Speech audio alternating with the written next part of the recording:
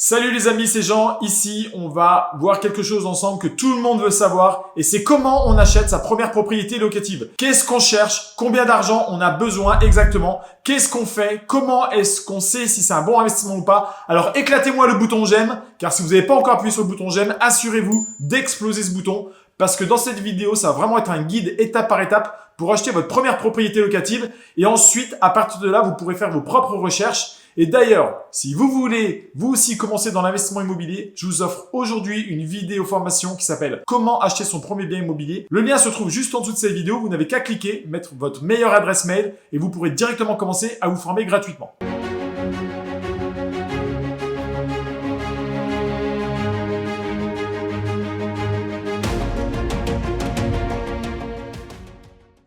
Avant de penser à investir dans l'immobilier, vous devez d'abord faire quelques petits préparatifs. La première étape est de mettre une épargne en place. Car à moins que vous n'achetiez la propriété en cash, ce qui je pense est le cas de très peu d'entre vous, vous devrez obtenir un prêt pour la financer, cette propriété, et vous devrez travailler sur votre dossier bancaire. Ce qui signifie que si votre dossier bancaire est mauvais et que vous avez des crédits à consommation que vous finissez à découvert tous les mois, eh bien il y a de fortes chances que vous devriez d'abord vous en occuper avant de penser à investir dans l'immobilier. Vous devez soigner votre situation financière car sinon la banque va vous proposer un taux d'intérêt plus élevé, ce qui signifie moins d'argent dans votre poche à la fin de chaque mois. Supposons maintenant que vous ayez une bonne situation financière, que vous ayez économisé, eh bien il va falloir mettre de l'ordre dans vos papiers pour avoir tout ce qu'il faut à fournir au banquier, notamment les déclarations d'impôts, les fiches de salaire. Il va également venir chercher vos revenus bancaires. De plus, les banquiers vont généralement voir entre 2 et 6 mois vos relevés bancaires, preuve de revenus, preuve de tout autre passif ou actif. Bref, assurez-vous d'avoir vraiment tous ces papiers parce qu'ils vous seront demandés. Il est important que vous connaissiez la somme que vous empruntez à la banque avant d'aller faire des visites, car ça va vous permettre d'éviter de perdre votre temps, mais aussi le temps des agents immobiliers qui vont vous faire visiter des biens. Si vous voyez quelque chose qui vous plaît vraiment, vous allez pouvoir gagner beaucoup plus de temps si vous avez déjà une idée claire de la somme que le banquier pourrait vous octroyer. Et croyez-moi quand je dis cela, car c'est le fruit de 17 ans d'expérience dans ce domaine. Cela arrive tout le temps. Vous trouvez un endroit qui vaut la peine d'être acheté, il y a des chances pour que 10 autres personnes le veuillent tout autant que vous, et il est très important que vous puissiez démarrer en ayant tous les papiers prêts. Et quand il s'agit d'investir dans l'immobilier, le timing, c'est la clé. Et plus vite vous pourrez agir sur quelque chose en général, plus vous aurez une bonne affaire dans la poche. Donc une fois que vous avez fait ça, vous allez parler avec le banquier, vous avez déterminé exactement ce que vous avez acheté, commencez à regarder toutes les propriétés du marché, c'est la partie la plus amusante. Regardez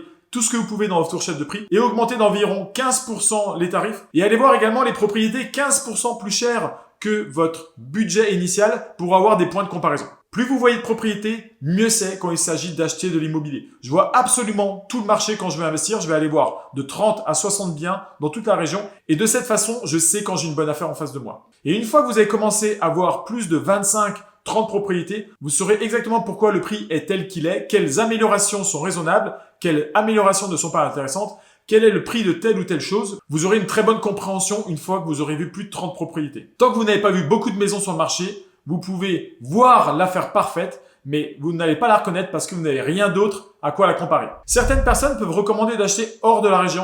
Si vous vivez dans une région qui est très chère ou qui n'est pas rentable, ça peut être une bonne option selon votre situation. Moi, idéalement, j'aime acheter des propriétés où je peux voir ce qui se passe tous les jours. Je sais où les gens déménagent, je connais les tendances, je sais où va l'argent des investissements, je peux voir comment la région change. Et grâce à cela, j'ai l'impression d'avoir un avantage sur quelqu'un d'autre qui ne peut pas voir ces choses-là. En général, lorsque vous achetez trop loin de chez vous, il est beaucoup plus difficile de remarquer certaines de ces tendances subtiles, à moins d'avoir quelqu'un en qui vous avez vraiment confiance ou un très bon agent immobilier. Mais même dans ce cas, vous prenez un risque en vous fiant à quelqu'un d'autre sans comprendre pleinement l'affaire que vous faites. Me concernant, je n'investis pas dans les propriétés bas de gamme, je n'investis pas non plus dans les propriétés trop haut de gamme, je vais aller sur des gammes médians et j'aime généralement me positionner juste en dessous de la moyenne, ce qui va me permettre d'avoir un delta et de pouvoir, en faisant une rénovation assez légère, aller revendre juste au-dessus de la moyenne et je vais avoir un maximum d'acheteurs en face ou de locataires qui veulent vivre à cet endroit. L'étape suivante consiste à déterminer le flux de trésorerie. Et la réalité du marché, c'est que 95 à 98% des biens immobiliers n'ont pas de flux de trésorerie. Ils vont te faire perdre de l'argent et c'est vraiment pas une bonne affaire à acheter, mais c'est aussi une réalité que tout peut être potentiellement un bon investissement si vous l'achetez au bon prix. Donc il est très important de comprendre les chiffres de l'investissement. Pour comprendre le cash flow, il faut d'abord comprendre exactement quels sont les coûts de la propriété du bien. La première des choses à prendre en compte est le montant de l'apport, bien sûr si tu en fais un. Puis le montant du crédit et enfin le taux d'intérêt que va te faire la banque. Je vous conseille de prendre un taux fixe Et ça, sur les plus longues périodes possibles, je dirais 25 ans, ça me semble parfait. Je vous recommande de jamais acheter de propriété qui ne génère pas de flux de trésorerie ou qui n'atteint pas au moins le seuil de rentabilité. Ça, c'est vraiment le pire des cas. C'est la dernière chose que vous souhaitez faire, c'est d'avoir à débourser de l'argent pour posséder une propriété. Donc, quand il s'agit de trouver une propriété qui fait du cash flow, c'est souvent comme trouver un peu une aiguille dans une botte de foin. J'ai déjà étudié à titre perso des milliers et des milliers de propriétés au total et seulement quelques centaines d'entre elles font du cash flow. Donc, c'est super important d'avoir de la patience et de s'accrocher pour trouver du cash flow. Il faut s'en tenir aux chiffres et savoir ce qu'il est judicieux d'acheter et ce qui ne l'est pas. N'oubliez pas que chaque propriété est rentable au bon prix. Alors n'ayez pas peur de faire des offres raisonnablement basses à un prix où elle sera rentable pour vous. Si le propriétaire refuse, c'est très bien. Mais gardez à l'esprit que chaque propriété peut être rentable en fonction du prix auquel vous allez l'acheter. Concernant la rénovation, dites-vous bien que chaque rénovation que vous allez faire va coûter 20% plus cher que le prix que vous dit l'artisan et ça va prendre au moins 20% de temps de plus que ce que vous dit l'artisan. Donc, budgétez en conséquence. Par exemple, si un artisan vous donne un devis de 20 000 euros, attendez-vous à ce que ça coûte 24 000 euros. Et s'il vous dit que ça va durer un mois, attendez-vous à ce que ça dure un mois et demi. Chaque fois, ça se passe comme ça, et il n'y a pas d'exception. Vous attendez pas à ce que quelque chose soit fait exactement à temps pour le prix exact. Maintenant, la dernière petite chose que je veux mentionner ici, c'est d'éviter certaines propriétés dans certains endroits. Et la première chose à garder à l'esprit, et que vous ne pouvez pas changer l'emplacement. Donc, j'aime pas acheter quoi que ce soit juste à côté d'une autoroute où l'on entend par exemple du bruit. Je n'aime pas également acheter à côté d'une rue passante car ces nuisances sonores peuvent nuire à votre investissement. Maintenant, en supposant que vous avez trouvé l'endroit parfait, que vous avez parlé au banquier, vous avez mis votre situation financière en ordre, vous avez vos papiers tout organisés, vous pouvez commencer à faire des offres sur les propriétés. Seulement, attendez-vous à avoir beaucoup de refus. Le but, c'est d'offrir un prix beaucoup plus bas que le prix affiché en général pour créer une bonne affaire. Ça n'a pas de sens d'acheter et je n'achèterai jamais quelque chose qui n'est pas rentable. Faut pas être émotionnellement attaché à ses biens.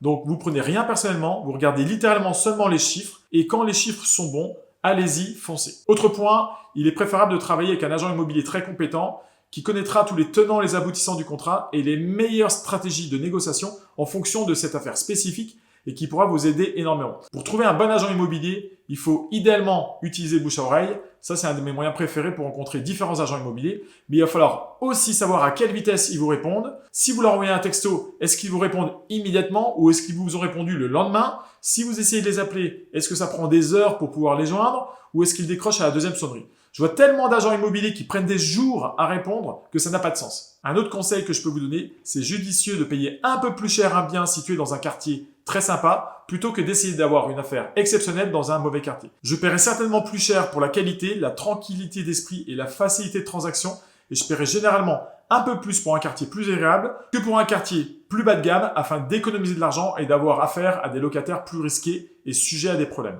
Un dernier point quand vous êtes propriétaire, c'est de prendre des bonnes photos.